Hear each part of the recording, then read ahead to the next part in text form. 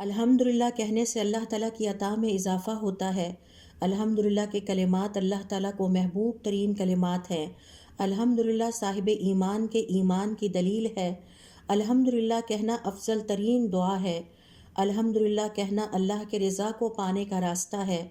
جس نے کھانا کھاتے وقت اور نیا لباس پہنتے وقت الحمدللہ کہا، اس کے سابقہ تمام گناہوں کی مغفرت ہو جاتی ہے۔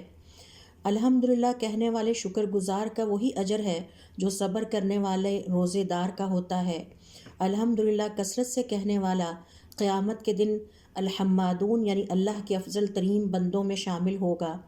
الحمدللہ مستحب ترین اور چنے ہوئے منتخب ترین برگزیدہ کلمات ہیں جو اللہ تعالیٰ کو بہت پسند ہیں۔ الحمدللہ کہنے پر 30 نیکیاں لکھ لی جاتی ہیں، 30 برائیاں مٹا دی جاتی ہیں۔ کسی آزمائش والے کو دیکھ کر الحمدللہ کہنے والے پر وہ آزمائش نہیں آتی، اور اس کا الحمدللہ کہنا اس نعمت پر اللہ تعالیٰ کی شکر گزاری بن جاتا ہے۔ اگر کسی کا بچہ انتقال کر جائے اور اس پر وہ الحمدللہ کہے اور انا للہ و انا الیہ راجعون بھی کہے، اس کے لیے جنت میں بیت الحمد یعنی گھر بنا دیا جاتا ہے۔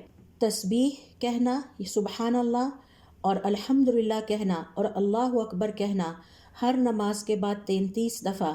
اس حوالے سے آپ صلی اللہ علیہ وسلم کا ارشاد ہے، آپ پر جو مال خرچ کر کے نیکیوں میں سبقت لے گئے ہیں، آپ ان کے برابر ہو جائیں گے، اور اجر و ثواب کے لحاظ سے جو آپ سے پیچھے رہ گئے ہیں، یہ کلمات پڑھ کر اور ان کا ذکر کر کے آپ ان پر سبقت لے جائیں گے، اور آپ سے افضل کوئی نہ ہوگا۔